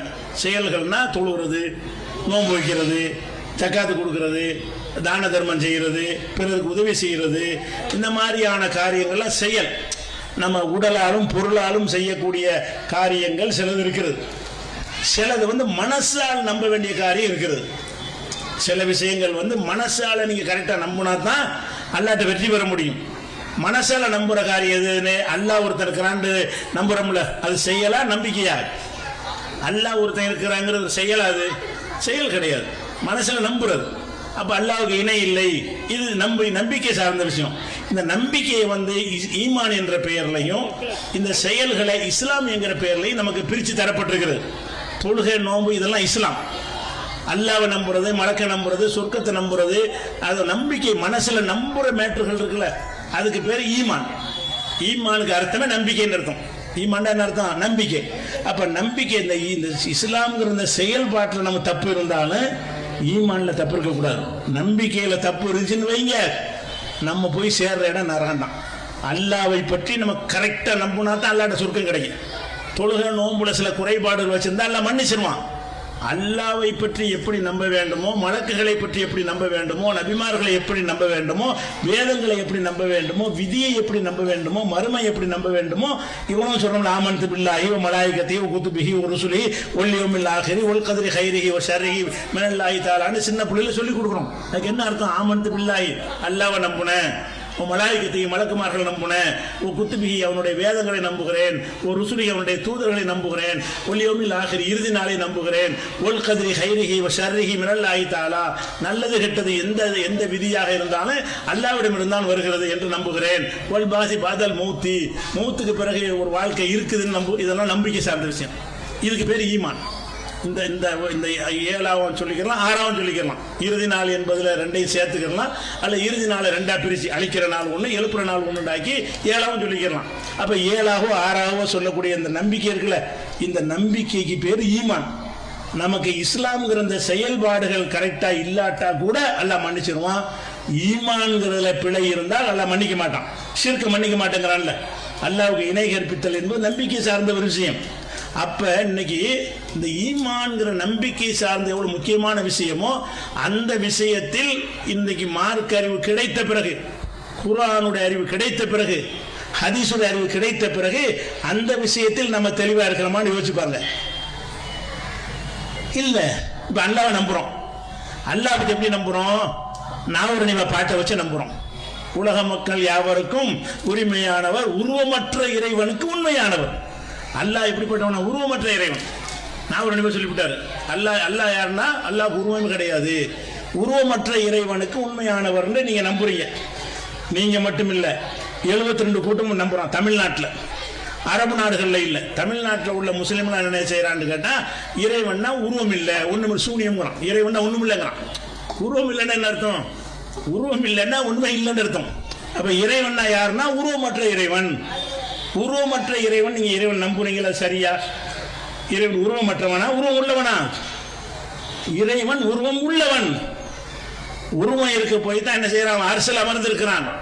அல்லாஹ் அர் ரஹ்மான் அலல் அர்ஷ் இஸ்தவா, ரஹ்மான் அர்ஷின் மீது அமர்ந்திருக்கிறான். அர்ஷில் பெரிய ஆசனம் இருக்கிறது, அங்க அமர்ந்து நம்மளை கண்காணித்துக் கொண்டிருக்கிறான். அவனுக்கு ஒரு உருவம் இருக்கு, நம்ம எப்படின்னு தெரியாது. நம்ம எப்படி சொல்லணும்? அல்லாஹ்வுக்கு அவனுக்கு ஒரு உருவம் இருக்கிறது. அல்லாஹ்வுக்கு கை பிடிப்பான்னா கை இருக்கிறது அவனுக்கு.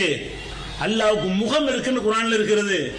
அல்லாஹ் நடந்து வருவான் மறுமை நாளில் விசாரிப்பதற்காக வேண்டி. ரப்புக்க ஒல் மலக்கு சஃபன் சஃபா, வானவர்கள் அணிவகுக்க உன்னுடைய இறைவன் மக்களை விசாரிப்பதற்கு வருவான். எல்லாம் நிற்கும் போது இறைவன் வருவான். மறுமை நாள் நம்ம எல்லாரும் பார்ப்போங்கிறாங்க ரசூல் ஸல்லல்லாஹு அலைஹி வஸல்லம். துன்யாவில் பார்க்க இயலாது, செத்ததுக்கு பிறகு பார்க்கலாம். மறுமை நாளில் உங்கள் இறைவனை பௌர்ணமி தினத்தில் எப்படி நிலவை பார்ப்பீர்களோ அப்படி நீங்கள் அல்லாஹ்வை பார்ப்பீர்கள் ரசூலுல்லாஹ் சொல்றாங்க. இன்னக்கும் சதரவுன ரப்பக்கும், உங்களுடைய ரப்பை நீங்கள் பார்ப்பீர்கள். எப்படி பார்ப்பீங்க? முழு நிலவு தினத்தில் நிலவை பார்க்குறீங்களே, யாருக்காவது மறைக்க முடியுமா? தலையை நோட்டிகளா தெரியல, சின்ன ஹோட்டலில் சொல்லுவாங்கல்ல, தெரியல குடிதாண்டு, அப்படியா? ஆகாயத்தில் உள்ள நிலவை வந்து எல்லாரும் பார்ப்போம். நான் உங்களுக்கு மறைக்க முடியாது, நீ எனக்கு மறைக்க முடியாது. முன் வரிசை உள்ள ஆள் பின் வரிசை ஆளுக்கு மறைக்க முடியாது, பின் வரிசை ஆளுக்கு முன் வரிசைக்கு மறைக்க முடியாது. அந்த மாதிரி யாரும் மறைக்காத வகையில் உங்களுடைய ரப்பை நீங்கள் கண்ணால் பார்ப்பீர்கள் ரசூலுல்லாஹ் சொல்றாங்க. இந்த கண்களால் பார்ப்பீர்கள். ஆனால் மூத்தாருக்கு முன்னாடி யாரும் பார்க்க முடியாது. ரசூலுல்லாஹ் பார்த்தது இல்லை, எந்த மலக்கும் பார்த்தது இல்லை, யாரும் அல்லாஹ்வை பார்த்தது கிடையாது. இந்த கண்ணு பார்த்தா கண்ணு புகஞ்சு போயிடும், அந்த பவரை தாங்க இயலாது. நம்ம செத்ததுக்கு பிறகு பார்க்கறதுக்குரிய சக்தியை கண்ணுக்கு அல்லாஹ் தருவான். மரணத்திற்கு பிறகுதான் நம்ம அல்லாஹ் பார்க்க முடியுமே தவிர. மூசா நபி கூட அல்லாஹ்ட்ட கேட்பாரு, அல்லாஹ் உன்னை என்னை பார்க்க விரும்புகிறேன், அப்படி என்னை காட்டுவேன் அப்படின்னு கேட்பாரு. அல்லாஹ் என்ன செய்வான்? லன் தரானி, என்னை உனக்கு பார்க்க முடியாது. என்னை மூசா நபிட்டு அல்லாஹ் உரையாடல் பண்ணுவான், சத்தத்தால் பேசுவான், அவனை காட்ட மாட்டான். மூசா நபி வந்து அல்லாஹ்வுடைய பேச்சை தான் கேட்பாரு. உரை சவுண்டு மாத்திரம் ஒரு அசரீரி, அதாவது உடல் இல்லாமல் ஒரு சத்தம் இல்லாத ஒரு சவுண்டு வரும். அப்படி கேட்டவுடனே அவர் என்ன செய்வார்னு கேட்டால், இறைவா ரப்பி அரிணி, உன்னை காட்டு, எனக்கு உன்னை காட்டு, நான் பார்க்கணும் போல இருக்குது அப்படின்னு கேட்பாரு. அல்லாஹ் என்ன செய்வான்? லன் தரானி, பார்க்க முடியாது. ஆனால் ஏன் பார்க்க முடியாதுன்னு விளக்குறான்ல. என்ன விளக்குறான்னு கேட்டால், அந்த ஒரு மலையை பார், உலாக்கின் உங்குரையில் ஜபலி, ஒரு மலையை காட்டுறான்ல, அந்த மலையை பார். அந்த மலைக்கு என்னுடைய ஒளியை நான் பாய்ச்சுகிறேன். என்னை நீ பார்க்கணுங்கிறீல்ல, என்னுடைய வெளிச்சத்தை லேசரில் அடிக்கிற மாதிரி, லேசர் அடிப்போம்ல, குறிப்பிட்ட ஒரு இடத்துக்கு மட்டும் அடிப்போம்ல, அந்த மாதிரி என்னுடைய வெளிச்சத்தை நான் அந்த மலையின் மீது பாய்ச்சுகிறேன்.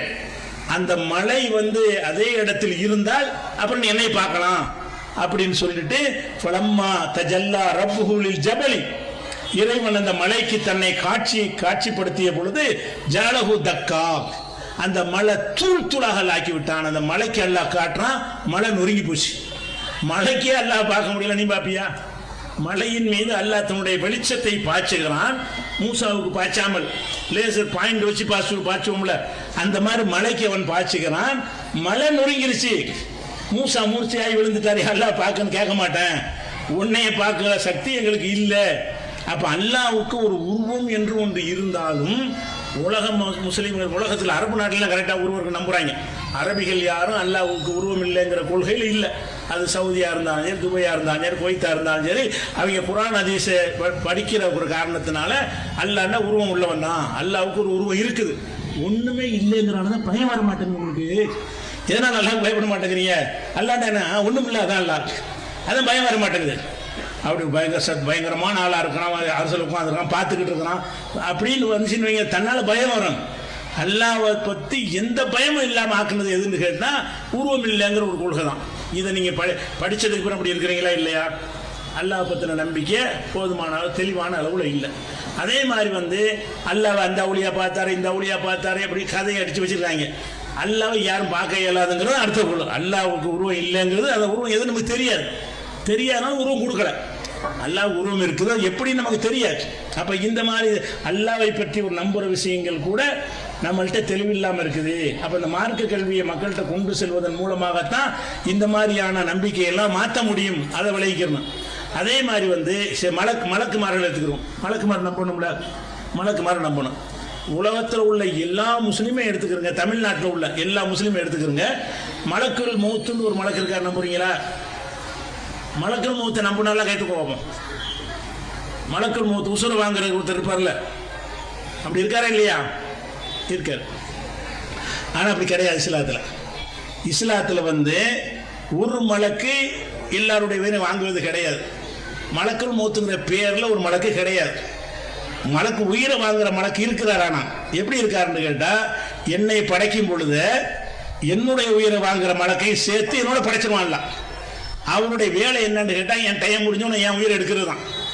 ஏன் மலக்கல் மௌத்து ஏன் உயிரை எடுப்பார்? உங்கள் மலக்கல் மௌத்து உங்கள் மலக்கல். கோடான கோடி 700 கோடி மக்கள் இன்னைக்கு இருக்கிறாங்கன்னா 800 கோடி மலக்கல் மௌத்து இருக்கிறாங்க. ஒரு ஆள் தான் அம்புட்டு உயிரை வாங்குறான். அந்த யமன் சொல்லுவாங்கல்ல, பிற மதங்கள் அப்படி காப்பி அடிச்சு யமனுக்கு ஈக்குவலாக நினைஞ்சிட்டாங்க. இஸ்ராயல் இல்லாத, குரான் இல்லாத ஒரு பேர் இஸ்ராயல் ஒருத்தர் இருக்கிறாரு, அவருக்கு பேர் மலக்கல் மௌத்துன்னு சொல்லி கட்டுக்கதையை கட்டி வச்சிருக்கிறாங்க. இதை தான் நீங்கள் அனைவரும் நம்புறீங்க. அதிகமான பேர் அப்படி தான் நம்புறீங்க. மலக்குள் மூத்துன்ற ஒரு ஆளே கிடையாது. வழங்குதா? ஒவ்வொரு ஆளுக்கும் மலக்குள் மூத்து உண்டு. எனக்கு மலக்குள் மூத்து, உங்களுக்கு மலக்குள். அவருடைய வேலை என்னது? இன்னும் சொல்ல போனால் ஒரு மைக்ரோ செகண்டில் 1000 பேர் சாகுறான். ஒரு மைக்ரோ செகண்டில் இல்லை, இதில் 1000 ஒரு பங்கு எடுத்தீங்கன்னா அந்த செகண்ட்லேயே 1000 பேர் சாகுறானா? எங்கே சாகுறான்? சிதம்பரத்தில் 10 பேர் சாகுறான், மதுரையில் 10 பேர் சாகுறான் அந்த மைக்ரோ செகண்டில். அமெரிக்காவில் 10 பேர் சாகுறான், ரஷ்யாவில் 10 பேர் சாகுறான், சவுதியில் சாகுறான். உங்களோட போயிடுவார் அவரு. ஒரு மலைக்கு ஒரே மைக்ரோ செகண்ட்ல இவங்க உயிரை வாங்குவார், அவங்க உயிரை வாங்குவார். அல்லா மாதிரில இருக்குது. அல்லாஹ்க்கு தானே முடியும். எங்கே வேண்டாலும் எல்லாத்தையும் கண்காணிக்கக்கூடிய பவர் அல்லாஹ் தான். அல்லாஹ்க்கு மட்டும்தான் உண்டு.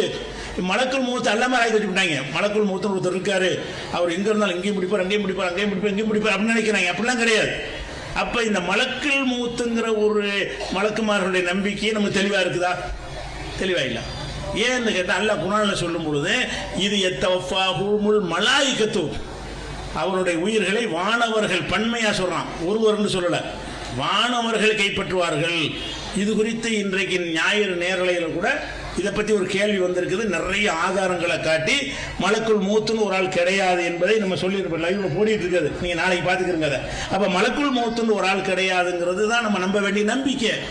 நீங்கள் என்ன செய்றீங்க? அல்லா மாதிரி மலக்குள் மூத்து ஒருத்தர் இருக்கிற மாதிரி அவர் எல்லாத்தையும் ஒரே நேரத்தில் உயிர் எடுக்கிற அளவுக்கு பல வகையில் செயல்படக்கூடிய தன்மை உள்ளவராக இருக்காங்க. நம்புறீங்களா இல்லையா? அப்படி நம்புறீங்க. அதே மாதிரி அல்லாஹ்வுடைய வேதங்களை ஆமன்து பில்லாஹி மலாயிகத்தி குத்துபி வேதத்தை நம்பணும். வேதத்தை பற்றி எப்படி நம்பி இருக்கிறீங்க? அல்லாஹ் கொடுத்த வேதம் 4ன்னு நம்புறீங்க. 4 தான் கொடுத்தானல்ல? அல்லாஹ் கொடுத்த வேதம் 4 தானே? அப்போ 4ன்னு சொன்னீங்கன்னா மற்ற நபிமார்கள்லாம் வெறுங்கையை வச்சுட்டு அனுப்பி வச்சுட்டானல்ல? வேதம்ங்கிறது மனிதனுக்கு வழிகாட்டுவதற்கு அல்லாஹ் கொடுக்கிற புத்தகம். அதை வச்சு தான் ஒரு நபி மக்களுக்கு வழிகாட்டுவார். அப்ப ஏராளமான நபிமார்களை எல்லாம் அனுப்புனான். எல்லா நபிக்கும் வேதத்தை கொடுத்தான்ல. அந்த நபியுடைய பேர் நமக்கு தெரிஞ்சாலும் சரி தெரியாட்டாலும் சரி, அல்லாஹ் எத்தனை நபிமார்களை அனுப்பினானோ அத்தனை நபிமார்களும் வேதத்தோடு தான் வந்தார்கள். 4 வேதம் மட்டும் கிடையாது. 4 முக்கியமான வேதமாக குர்ஆனில் சொல்லப்பட்டிருக்குன்னு சொல்லணுமே தவிர வேதங்களை 4 அப்படித்தான் நம்புறீங்க. மக்தபுல இருந்து எல்லா பாடத்திலையும் அல்லாஹ் கொடுத்த வேதம் 4ன்னு சொல்லி கொடுக்குறீங்க. 4 வேதம் கிடையாது. 4 வேதம் அல்லாம இன்னும் ஏராளமான வேதங்கள். ஒரு நபி கூட அல்லாஹ் வேதம் இல்லாம அனுப்புனது கிடையாது. அப்ப எல்லா பாஷைக்கும் எல்லா நபி அனுப்பியிருக்கிறான். அல்லாஹ் நபி அனுப்புனது எந்த மொழி பேசினாலும் தமிழுக்கு பல நபி எல்லாம் அனுப்பியிருக்கிறான். அவரு அந்த மக்களுக்கு வழிகாட்டுவதற்கு வேதத்தோடு தான் வந்திருப்பார். ஒவ்வொரு நபிமார்களும் அவங்கவுங்க வேதத்தோடு தான் வந்திருக்கிறாங்க. வான்சலமாகமுல் கிதாப, நபிமார்களோடு அல்லாஹ் வேதத்தை கொடுத்து அனுப்பினான் என்கிற கருத்துப்பட குர்ஆன்ல ஏராளமான வசனங்கள் இருக்கிறது. ஆனால் நம்ம என்ன நம்புகிறோம்? மொத்தமே 4 தான் வேதம். அப்போ இந்த 4 தவிர மற்றவங்களாம் அல்ல அம்போடு விட்டுட்டான, வழிகாட்டலையா? அவங்க என்ன செய்யணும் என்பதை சொல்லி தரலையா? அப்போ மலக்குமார வேதத்தை பற்றி நம்புறீங்க, தப்பா நம்புறீங்க. அல்லாஹ் வேதம் கொடுக்காத நபியே கிடையாது. வேதம் கொடுக்கப்படாத சமுதாயமே கிடையாது. ரசூலுல்லாஹ்வுக்கு பிந்தி வேதம் கிடையாது. நபிகள் நாயகம் கடைசி தூதராக இருக்கிறதுனால அவங்களுக்கு பிறகு வேதம் கிடையாது. ரசூலுல்லாஹ்வுக்கு முன்னாடி பல நபிமார்களை எல்லாம் அனுப்புனான். அது கூட 1,24,000 கணக்கு போட்டு சொல்லுவாங்க. அது பொய்யான செய்தி, எவ்வளவுன்னு தெரியாது. ஏராளமான நபிமார்களை எல்லாம் அனுப்பியிருக்கிறான். அனுப்புன எல்லா நபிமார்களுக்கும் அல்லாஹ் வேதத்தை கொடுத்து அனுப்புனான். அந்த வேதத்தை வச்சு தான் மக்களுக்கு ஒரு வழி காட்டுவார். அந்த வேதத்தை படித்து காட்டி தான் மக்கள் நல்வழிப்படுத்துவார். இப்படித்தான் வேதத்தை நம்பணுமே தவிர வேதமே 4ன்னு நம்புறீங்களா இல்லையா? அப்போ மார்க் அறிவு அவசியம் விளங்க நம்ம எல்லாம் அறிஞ்சுன்னு நினைக்கிறோம். நம்ம இது மார்சலை படிக்கணும், நமக்கு தான் தெரியுமே நினைக்கிறீங்க. தெரியலையே, எல்லாத்துக்குமே நம்புறீங்க. வேதத்துக்கு எதுக்கான இந்த மார்க்க கல்வி அவசியம் என்று கேட்டால் நம்ப வேண்டிய விஷயங்களை ஒன்று நம்பி வச்சிருக்கிறீங்களே. அப்போ மலக்குள் மூத்தை பற்றி நம்பலை, வேதத்தை பற்றி நம்பலை. நபிமார்களுடைய எண்ணிக்கையை கேட்டால் என்ன செய்றீங்க? மொத்தமே 1,24,000ங்கிறீங்க. அவ்வளோ கிடையாது. எவ்வளோ நம்ம சொல்லவும் இயலாது. 1 கோடியாக கூட இருக்கலாம். எவ்வளோ மக்கள் அல்ல அனுப்புனானா அவ்வளோ பேருக்கு அல்ல நபிமார்கள் அனுப்பியிருக்கிறான். அது கணக்கு சொல்லப்படலை. குர்ஆன்ல எப்படி இருக்கு? உமக்கு சிலரை பற்றி சொல்லி இருக்கிறோம், சிலரை பற்றி நம்ம சொல்லாமல் இருக்கிறோம். அப்போ நபிமார்கள் 25 பேர்னு சொல்லக்கூடவங்க இருக்கிறான். அல்லாஹ் அனுப்பின நபிமார்கள் 25 பேர். 25 பேருடைய பெயர் குர்ஆனில் சொல்லப்பட்டிருக்கிறது. சொல்லிவிட்டு தான் இன்னும் பலர் இருக்கிறார்கள் நல்லா சொல்லிடுறான். அப்போ 25 நிப்பாட்டுறாங்க. இதுக்கு சொன்ன பேசிக்கான பல விஷயங்களை இந்த சமுதாயம் அறிந்து கொள்ளாமல் இருக்குது. குர்ஆன் ஹதீஸ் இல்லாத காலத்தில் அறியாமல் இருந்தாங்க. அது ஒரு அல்லாஹ் நாடுகளால் அவர்கள் மன்னிக்கலாம். குர்ஆன் ஹதீஸ் தமிழில் வந்த பிறகும் கூட முஸ்லீமாக இருந்து கொண்டு இந்த மாதிரி விஷயங்களை தப்பாக நம்புறவங்க இருக்கிறோமா இல்லையா? அப்போ இருந்தால் நம்ம மறுமையில் வெற்றி பெறுவதற்கு நீங்கள் மார்க்கத்தை கற்றுக்கொள்ளணுமா இல்லையா? மதரசாவில் கற்றுத்தர்றாங்க, சொல்லித்தர்றாங்கிறாங்களே, என்னத்துக்கு நம்ம அனுப்பணும்னு நினைக்கிறீங்க? நமக்கு தான் தொழுகை தெரியுமே, நமக்கு தான் நோன்பு தெரியுமே, நமக்கு தான் ஜக்காத்து தெரியுமேன்னு நினைக்கிறீங்க. அதெல்லாம் தெரியும். நம்ப வேண்டிய விஷயங்களை தப்பு நம்பி இருக்கிறீங்களா? ஈமான் விஷயத்து நிறைய பிழை செய்கிறீங்களா? ஆகிரத்தை பற்றி உங்களுக்கு சரியாக நம்பிக்கை இல்லை, மலக்குமார்களை பற்றி நம்பிக்கை இல்லை. நான் இன்னும் சொல்ல போனால் இப்போ நாங்கள்லாம் சின்ன பிள்ளைகளாக இருக்கிற காலத்தில் ஒருத்தன் நானும் நபின்னு சொன்னான் பாகிஸ்தானில். அவனுக்கு பின்னாடி ஒரு கூட்டம் ஓடி போயிட்டானு. அவன் நானும் நபி, காதியானின்னு அவனுக்கு பேர், மிர்சா குலாம்னு ஒருத்தன். அவன் நானும் நபி, ரசூல்லா மாதிரி நானும் ஒரு நபின்னு சொன்னான். அவனை பின்பற்றி ஒரு கூட்டம். அதுக்கு இன்னைக்கு உலகம் போனால் அவங்களுக்கு அங்கங்கே கொஞ்சம் பேர் இருந்துக்கிட்டு இருக்கிறாங்க. நம்ம இந்தியா தமிழ்நாடு வரைக்கும் அது வந்துச்சு. தமிழ்நாட்டிலே 2-3 ஊரில் அவங்களுக்கு மர்க்கஸ் வரைக்கும் இருக்கிறது. சென்னையில் இருக்கிறது, மேலப்பாளையத்தில் இருக்குது, சாத்தாங்குளத்தில் இருக்கிறது. அந்த அளவுக்கு ஒருத்தர் நபின்னு ஒருத்தர் சொல்கிறான். அதை இவங்க ஏற்றுக்கிறாங்கன்னு என்ன காரணம்? அப்போ நபிமார்களை பற்றி சரியாக சொல்லிக் கொடுக்கப்படலை. நபிமார்களை பற்றி அறிய வேண்டிய முக்கிய விஷயம் என்னன்னு கேட்டால், முகமது நபிக்கு அப்புறம் நபி கிடையாது. எவன் நபின்னு சொன்னாலும் போய் சொல்கிறான். இதை விளங்கி இருந்தால் ஏமாந்து போயிருப்பானா? ரசூல் ஸல்லல்லாஹு அலைஹி வஸல்லத்துக்கு முன்னாடி பல நபிமார்கள் வந்தாங்க. முகமது நபி அவர்களை எல்லாம் அனுப்பும்போது அவங்கள தான் அல்ல கடைசி நபின்னு ஆக்கினான். அவங்களுக்கு பின்னாடி எந்த நபி வரமாட்டார்கள். இதை நீங்கள் நம்பி இருந்தீங்கன்னா, இப்போ நான் உங்கள்கிட்ட நான் தான் நபிங்கிறேன், நம்பிடுவீங்க. ஏன்? நபியை பற்றி உங்களுக்கு இலக்கணம் தெரியலை. நபிக்கு மார்க்கம் சொல்லக்கூடிய அளவுகோல் என்னன்னு உங்களுக்கு விளங்கலை. அப்போ நபிமார்களுடைய இலக்கணத்தை எல்லாம் சொல்லி கொடுத்து தெளிவுபடுத்த வேண்டிய அவசியம் இருக்கிறது. இன்னும் பல விஷயங்கள் இருக்குது. இந்த மாதிரியான நுணுக்கமான விஷயங்களை அறிந்து கொள்வதாக இருந்தால் இதே மாதிரியான மதரசாக்கள் பெருக வேண்டும். நீங்கள் உங்களுடைய பிள்ளைகளை நீங்கள் அனுப்ப வேண்டும். நீங்கள் பெரியவர்களாக இருந்தால் நேரம் ஒதுக்கி இது மாதிரியா படிச்சிங்கன்னு சொன்னால் தப்பான நம்பிக்கையில் அதனால் நீங்கள் நரகத்துக்கு போயிட மாட்டீங்க. உங்களை காப்பாற்றி கொள்வதற்காக வேண்டி இந்த மார்க்க கல்வி அவசியம் அப்படிங்கிறத விளக்குறதுக்காக வேண்டி தான் இந்த நிகழ்ச்சி ஏற்பாடு செஞ்சுருக்கிறோம். அதனால் எனக்கு குறித்த நேரம் முடிஞ்சிட்ட காரணத்தினால இதோடு நம்ம முடித்து கொள்ளலாம். நீங்கள் உங்களுடைய மாணவர்கள் என்ன செய்ய, நிறைய அடுத்த ஆண்டுலையாவது அனுப்ப 13 பேருங்கிறது சின்ன நம்பர். சிதம்பரத்துக்கு அதிகமான பேர் நீங்கள் படிக்கணும். ஏன் படிக்கணும்னு கேட்டதெல்லாம் படிக்கலன்னு சொன்னால் நான் சொல்லக்கூடிய விபரீதங்கள்லாம் வரும். தப்பாக மார்க்கத்தை புரிஞ்சுக்கிறீங்க. தப்பாக மார்க்கத்தை புரிஞ்சால் பேர் தான் முஸ்லீமாக இருக்கும். மறுமையில் வெற்றி பெற முடியாது. மறுமையில் வெற்றி பெறணுமாக இருந்தால் மார்க்க கல்வி கற்பதற்காக வேண்டி உங்களுடைய பிள்ளைகள் அனுப்புங்க. பெரியவங்க அந்த கல்யாணம் பண்ண பெண்கள்லாம் படித்தாங்க, சந்தோஷமாக இருக்குது. அது மாதிரி பெரியவர்கள் நேரத்தை ஒதுக்கி என்ன செய்யுங்க, அதில் படிச்சிங்க என்று சொன்னால் உங்களுடைய மறுமைக்கு நல்லது. அதுக்கு நம்ம உதவணும், அதுக்கு ஒரு நன்மை நமக்கு கிடைக்கணும் என்பதற்காகத்தான் இந்த ஒரு அஜெண்டாவை எடுத்து பல ஊர்களில் மதரசா நடத்தி கொண்டிருக்கிறோம். அதன் ஒரு பகுதியாக சிதம்பரத்தில் நடத்தப்படுகிறது என்பதை கூறி எனது உரையை நிறைவு செய்கிறேன். வாஹிரு தாவானா அனில் ஹம்துலில்லாஹி ரப்பில் ஆலமீன். அஸ்ஸலாமு அலைக்கும்.